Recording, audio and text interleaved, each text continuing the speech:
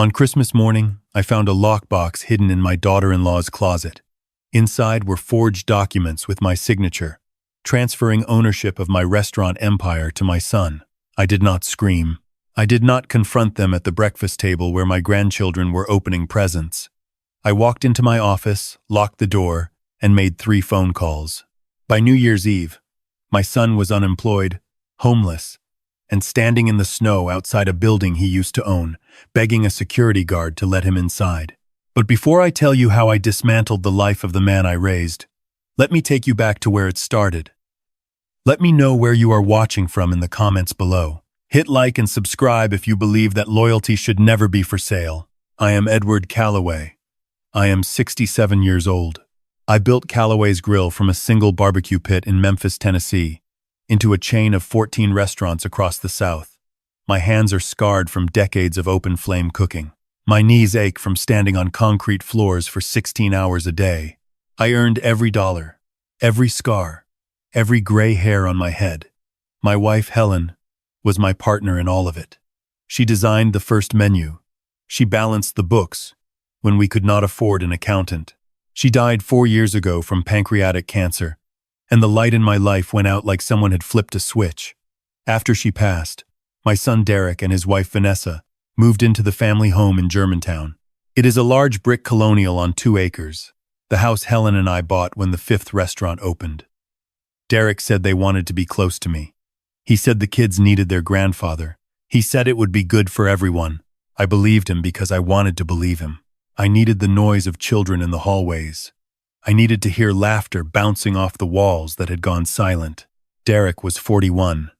I had given him the title of Chief Operating Officer at Calloway's 3 years ago when I stepped back from daily management. He was supposed to be learning the business. He was supposed to be earning his place. Instead, he spent most of his time on the golf course or in meetings that never seemed to produce results. Vanessa did not work. She called herself a lifestyle consultant, which, as far as I could tell, meant she spent money and posted pictures of herself spending money. She redecorated the guest wing twice in 2 years. She replaced Helen's garden with a swimming pool. She threw dinner parties for people I had never met, charging the catering to the company account. I tolerated it because I was lonely. I tolerated it because I told myself that family was messy and imperfect. I tolerated it because every time I looked at my grandchildren, I saw Helen's eyes looking back at me. Christmas Eve changed everything. I woke up early that morning, around 5. The house was quiet. I shuffled to the kitchen to start the coffee. Helen and I used to wake up before dawn on Christmas Eve to begin the prep for her famous honey-glazed ham. I still made it every year, even though nobody seemed to care anymore. The kitchen was spotless.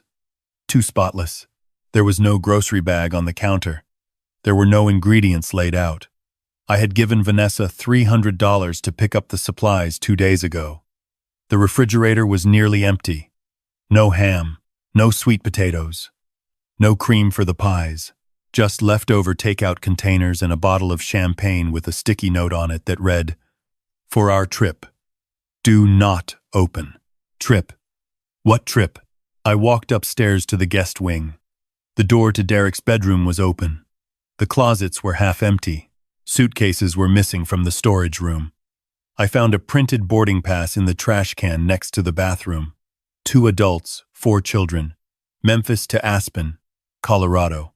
Departure, December 24th, 6:45 a.m. First class. They were gone. They had left for a ski vacation on Christmas Eve without telling me. They had taken my grocery money and spent it on God knows what. They had left me alone in a house decorated for a holiday that nobody was coming to celebrate. I stood in the empty hallway holding that boarding pass. I read the confirmation number. The total at the bottom caught my eye. $28,000. First-class flights and a luxury ski lodge for 6 people during Christmas week. Derek complained constantly about money. He told me last month he could not afford to fix his car. He asked me to co-sign a loan for Vanessa's new SUV. Where did $28,000 come from? I went to my office.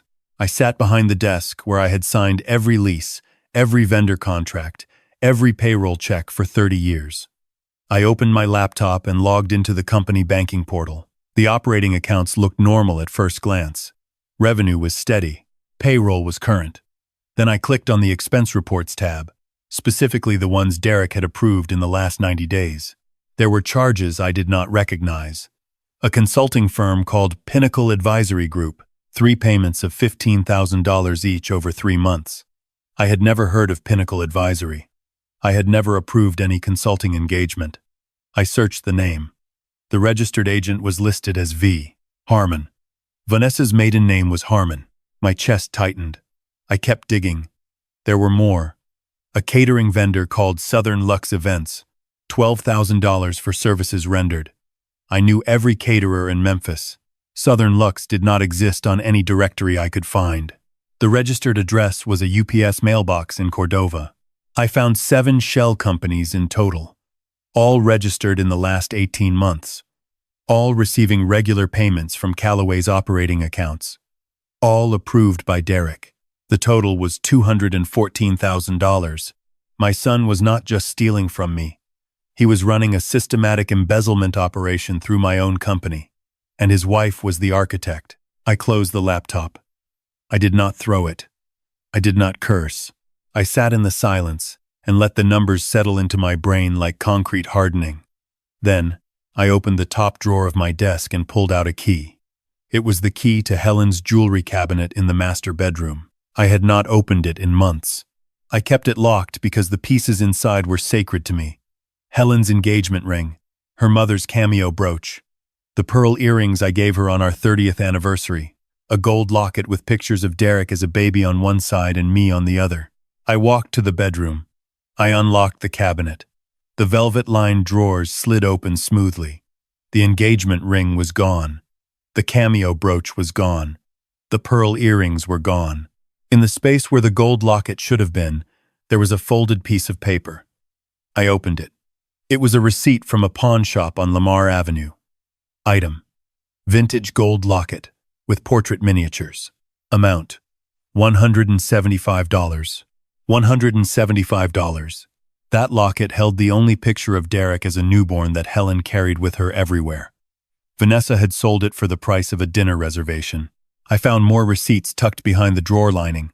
Helen's ruby anniversary ring, pawned for $400. Her silver charm bracelet, the one she added to every year on our anniversary, pawned for $90. They had been emptying the cabinet piece by piece, replacing items with cheap costume jewelry so I would not notice at a glance. I sat on the edge of the bed. I held the pawn receipt for the locket and I cried. Not loudly, not dramatically, just a single hot tear that rolled down my cheek and landed on the paper, blurring the ink. It was the last tear I would shed for my son. I wiped my face. I stood up. I went back to my office, and I began to work. The first call was to my attorney, Marshall Greer. Marshall was 72, a former federal prosecutor who had spent 20 years putting white-collar criminals in prison before switching to private practice. He was the meanest, most precise legal mind in Tennessee, and he had been my counsel since the Reagan administration. "Marshall," I said when he answered, "it is Christmas Eve. I know what day it is. I need you to activate the trust provisions. All of them." There was a pause. Marshall knew what that meant. Helen and I had structured everything through the Calloway family trust. The house, the restaurants, the investments. I was the sole trustee. Derek was a conditional beneficiary, meaning he only received distributions at my discretion. Helen had insisted on this structure. She loved Derek, but she saw his weakness long before I did. "What happened?" Marshall asked quietly. I told him everything. The boarding passes, the shell companies, the pawn receipts, the $214,000. He listened without interrupting. When I finished, he exhaled slowly. "I will have the forensic accountants at your office by tomorrow morning," he said. "I will prepare the removal documents for the trust. And Edward, do not confront him yet. Let the evidence do the talking." "I was not planning to confront him," I said. "I am planning to bury him." The second call was to Raymond, my building manager. Raymond was a retired Marine who had worked for me for 20 years. He did not ask questions. He followed orders. "Raymond," I said, "I need the locks changed on the house. Every door, every window latch. I want a keypad entry system on the front and back. My code only. I also need you to change the access codes at every restaurant location. New alarm codes, new safe combinations, new everything. Derek's credentials are to be wiped from every system by end of day. Raymond paused for exactly 1 second. Consider it done, boss. Merry Christmas. The third call was to American Express. I reported Derek's corporate card as compromised. I asked them to flag every pending transaction and decline any new charges. The representative warned me that this would affect anyone using the card in real time. I told her that was the point. I hung up the phone. The house was silent. The Christmas tree in the living room blinked its lights at nobody. I walked over to it and unplugged it. I did not need the pretense of celebration. I needed the darkness to think.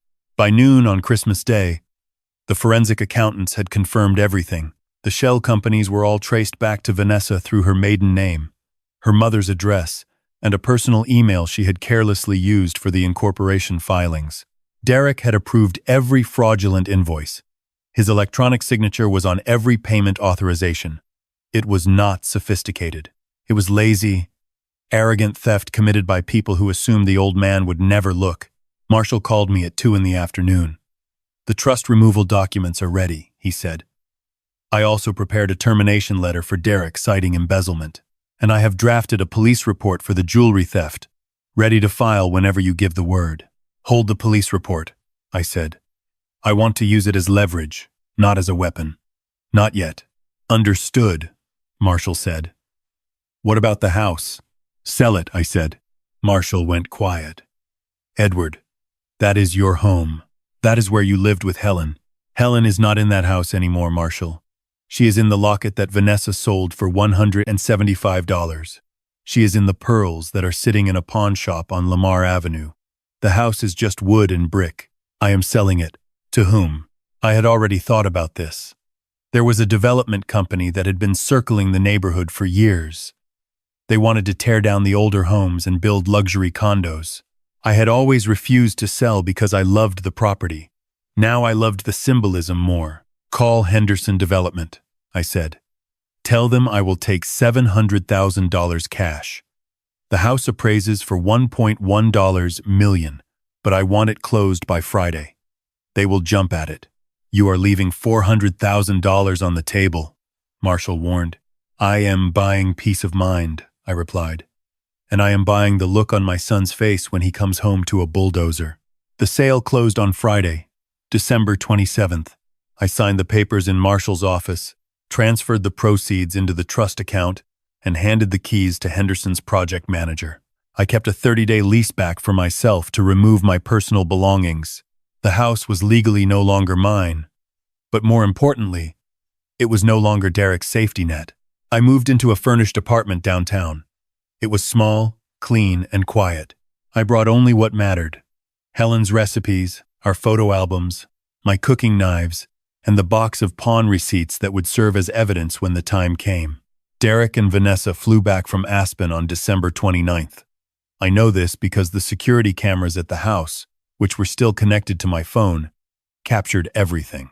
They arrived in an Uber at 4 p.m. The kids tumbled out first, still wearing ski jackets, their faces red from the cold Tennessee wind that was nothing like the mountain air they had left behind. Derek stepped out, looking relaxed, tanned, and completely oblivious. He walked to the front door. He pulled out his key. It did not work. He tried again. He jiggled the handle. He stepped back and looked at the door as if it had personally offended him. Vanessa came up behind him. "What is wrong?" she asked in that impatient tone she used when anything interrupted her comfort. "The key does not work," Derek said. He tried the side door. Same result. He tried the garage code. Invalid. He walked around to the back and found every window secured with new locks. He was circling his own house like a stray dog trying to find a way in. Then he saw the sign. Henderson Development had already posted a project notice on the front lawn. Future site of Germantown Luxury Residences. Coming 2027. Derek stood in front of that sign for a full minute. He did not move. He did not speak. He just stared at it while the wind blew dead leaves around his feet. Then he turned to Vanessa. His mouth was open, but no sound came out. She pushed past him and read the sign herself. Her scream was so loud the neighbor's dog started barking. "He sold it," she shrieked. "The crazy old man sold the house. That is impossible. It is in the trust. He cannot just sell it. But I could. And I did. And the law was on my side." Derek called me 17 times that evening. I let every call go to voicemail. The transcriptions were a masterclass in the 5 stages of grief, compressed into 3 hours. First came denial. "Dad, there must be a mistake. Call me back." Then anger. "You have lost your mind. I am calling the police." Then bargaining. "Dad, please. The kids are cold. We are sitting in the car.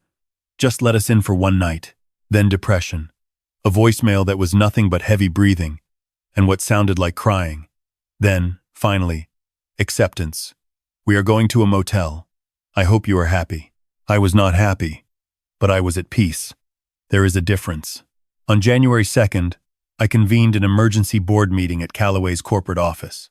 I still held 60% of the voting shares. The board consisted of me, Marshall, my longtime CFO Patricia, and 2 independent directors who had known me for decades. Derek had a seat on the board, but I had not notified him of the meeting. He was not required to be present for a vote on personnel matters. I presented the forensic audit. I laid out the shell companies, the fake invoices, the $214,000 in stolen funds. I showed them the trail that led directly to Vanessa's maiden name and Derek's electronic approvals. The room was silent. Patricia, who had worked with me for 25 years, looked physically ill. The vote was unanimous. Derek was terminated for cause, effective immediately. His company car was repossessed. His corporate credit card was canceled. His office was cleared out by security before lunch. I sent him the termination letter by certified mail. I did not call. I did not text. I let the United States Postal Service deliver the news. 3 days later, Derek and Vanessa filed an emergency motion in probate court. They claimed I was suffering from dementia. They cited the below-market sale of the house as evidence of cognitive decline. They cited my hostile behavior toward family as evidence of paranoia. They requested a conservatorship that would give Derek control of the trust, the business, and all my assets. It was Vanessa's play. I recognized her fingerprints all over the legal strategy. She had found a lawyer willing to take the case on contingency. A man named Buckley who advertised on bus benches and smelled like ambition and cheap cologne. The hearing was held on a Wednesday morning in Shelby County Probate Court. I wore my best Navy suit, the one Helen bought me for our 40th anniversary. I walked in without a cane. I stood straight. I wanted the judge to see a man in full command of his faculties. Derek and Vanessa were already seated at the plaintiff's table. Derek looked terrible.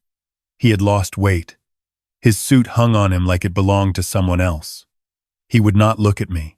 He stared at the table, fidgeting with a pen, chewing the inside of his cheek. Vanessa, on the other hand, was performing.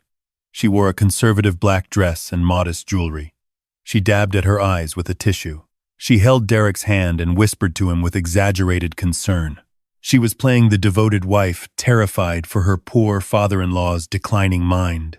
Buckley stood up and delivered his argument. He painted me as a confused old man who had snapped under the pressure of grief. He said the fire sale of the house proved I was not thinking clearly. He said my family was desperate to protect me from myself. The judge listened patiently. Then she turned to Marshall. Marshall did not give a speech. He walked to the clerk and handed over a flash drive. The courtroom monitor flickered to life. The security footage from Christmas Eve morning played in silence. The judge watched Derek and Vanessa loading suitcases into an Uber at 5 in the morning, leaving without a word, without a note, without a goodbye. Then Marshall played the voicemails. Vanessa's voice filled the courtroom, shrill and threatening. "You will never see these children again. Fix this, or I will make your life a living hell." The judge's expression hardened. Then Marshall opened the box. He laid out 53 pawn receipts on the defense table. He read the descriptions aloud. Helen's engagement ring, her mother's cameo, the anniversary pearls, the gold locket. pawned for $175. He handed the judge the receipt for the locket. She held it for a long time. She looked at my hand. She looked at the empty space on my ring finger where my wedding band used to be. I had discovered 2 days after Christmas that it was also gone, replaced with a brass ring from a hardware store. "Mr. Calloway," the judge said, addressing Derek directly. "Did you or your wife pawn your mother's jewelry?" Derek opened his mouth. He closed it. He looked at Vanessa. She was staring straight ahead, her face frozen. The tissue in her hand was shaking. "Your Honor, it was temporary," Derek finally said. "We were going to get everything back." The judge removed her glasses. She set them on the bench with a deliberate click. "This court finds no evidence of incapacity," she said. "The motion for conservatorship is denied. Furthermore, I am referring this matter to the district attorney for investigation of potential elder financial abuse and grand larceny." Vanessa let out a sound like air escaping a punctured tire. Derek put his head on the table. I stood up. I buttoned my jacket. I picked up the box of receipts. I walked out of that courtroom without looking back. I heard Vanessa calling my name. I heard Derek sobbing. I kept walking. 2 weeks later, on a cold January evening, the concierge at my apartment building called up. "Mr. Calloway, there are 2 people in the lobby asking to see you." I walked to the intercom screen. There they were. Derek in a coat too thin for the weather. Vanessa with dark roots showing through her blonde hair. The children huddled behind them on a bench, wrapped in blankets. "Dad," Derek said into the camera. His voice was barely a whisper. "We got evicted from the motel. We have nowhere to go. The kids have not eaten since this morning. Please, I am begging you." I looked at him. I looked at the children. My chest ached, but I remembered the locket. I remembered Helen's pearls in a pawnshop window. I remembered waking up alone on Christmas morning to an empty house and a bottle of champagne I was not supposed to touch. "I have something to show you," I said. I held up a folder to the camera. Inside was a purchase agreement for a 4-bedroom house in Bartlett. Nice neighborhood, good schools, big yard. I had signed the contract on December 23rd, the day before they left. "Do you see the date?" I said. Derek squinted. "December 23rd, he whispered. "I bought this house for you," I said. "It was going to be your Christmas present. I was going to hand you the keys at dinner. All you had to do was stay. All you had to do was spend one holiday with your father. One." I turned to the second page. It was a cancellation notice dated December 24th. "But you left," I said. "You took my money. You stole your mother's jewelry. You sold her locket for $175. So I canceled the contract and I lost the deposit. You traded a home for a ski trip. That is the worst deal anyone in this family has ever made." Derek slid down the wall until he was sitting on the marble floor. He was crying, not the entitled, angry, crying of a man who has been denied something, the deep, gutting cry of a man who finally understands what he threw away. Vanessa stood frozen. For once, she had nothing to say. "Go get a job, Derek," I said. "Rent an apartment. Feed your children with money you earned yourself. That is what men do. That is what I did. That is what your mother would have expected."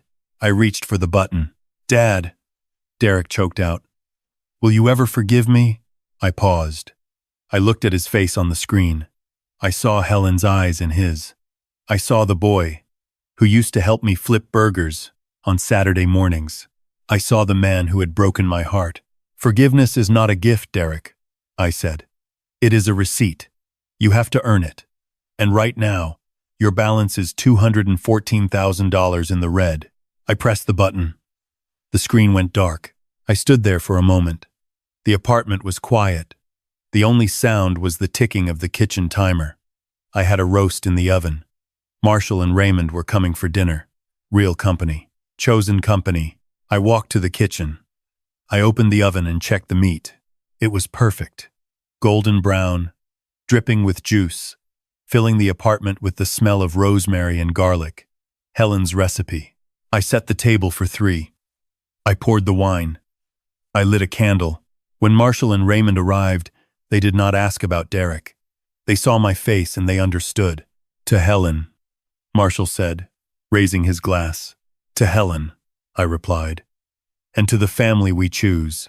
We touched glasses. The crystal rang clean and clear.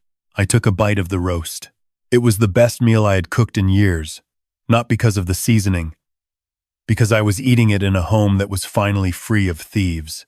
Outside, the January wind rattled the windows, but inside, it was warm. It was quiet. It was mine. Looking back on that Christmas, I learned something that no business school could ever teach me. You cannot buy loyalty with generosity. You cannot fill an empty soul with a full bank account.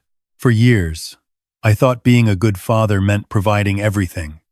But all I was doing was building a house of cards on a foundation of entitlement. Helen tried to warn me. She built the trust with a trapdoor because she knew that one day, love would not be enough to hold our son accountable. She was right. She was always right. If you have ever had to choose between family and self-respect, you know the weight of that decision. But I will tell you this. The moment I stopped carrying people who refused to walk on their own, I finally stood up straight for the first time in years. If you believe that respect is earned and never inherited, hit that like button and subscribe. I will see you in the next story.